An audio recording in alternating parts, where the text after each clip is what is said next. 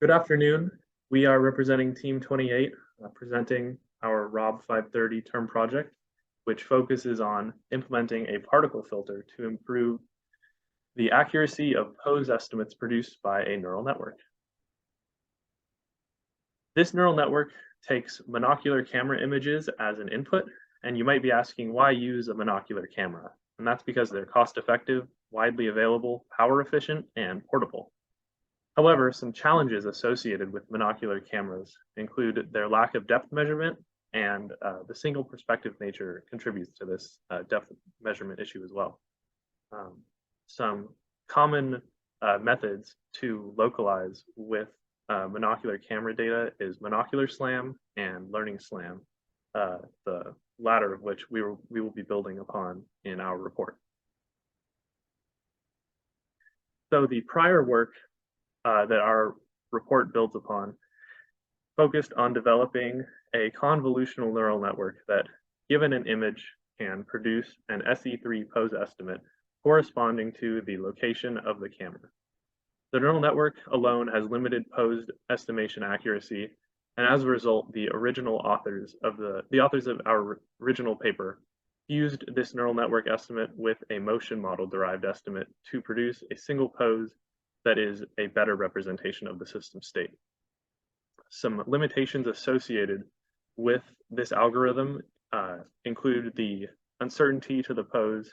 The uncertainty related to the pose is only valid in the short term. And in addition, while this system is superior when compared to similar algorithms, it still has limited predictive accuracy. Thus, to account for these limitations, our project proposes implementing a particle filter to process the fused pose estimates. The methodology behind our particle filter starts with uniformly initializing the particles with this distribution centered on the first estimated pose produced by the neural network.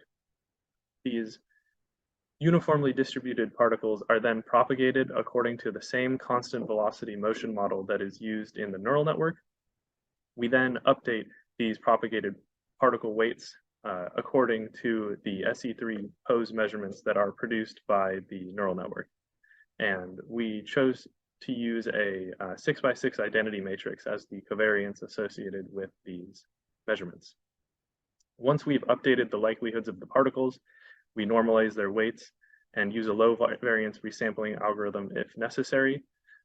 And then we take the resampled particles and calculate the mean and variance of these particles to produce a final pose estimate. To assess the performance of the particle filter, we employ two different error metrics. The chordal distance, used to assess the rotational components of the estimate relative to the ground truth, and the Euclidean distance, used to address the translational components. These errors were calculated for all the estimates available. So in yellow, we have the unfused data being generated by the neural network.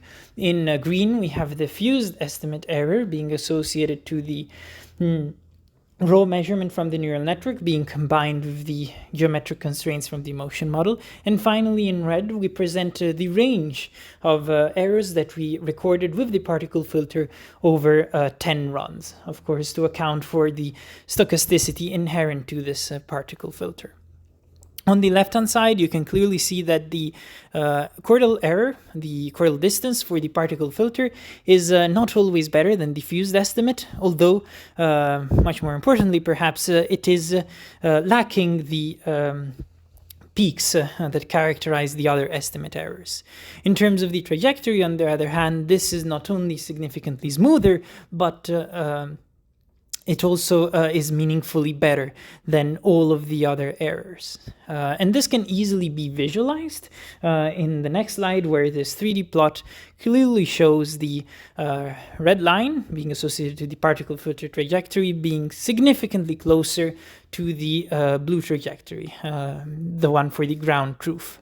On top of that, as I mentioned earlier, this is importantly significantly smoother than any of the other trajectories. Now, If we analyze this data, we first of all should disclose that all these errors are the result of running the particle filter on a single dataset. Sadly, we were not able to get the convolutional neural network to run, and were thus unable to generate novel data.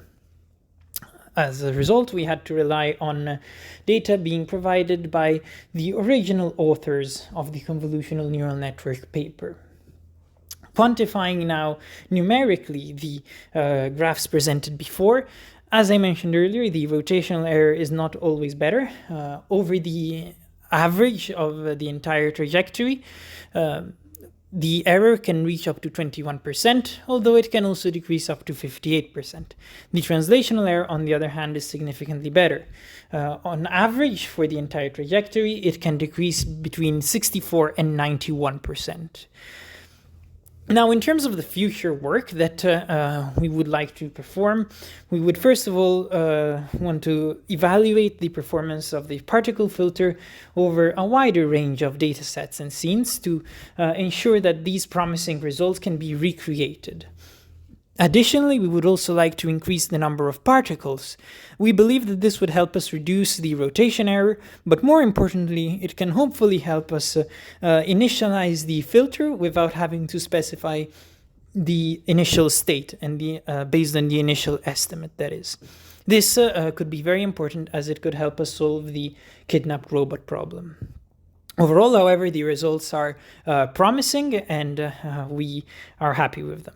We thank you for your attention, and please feel free to ask us any questions.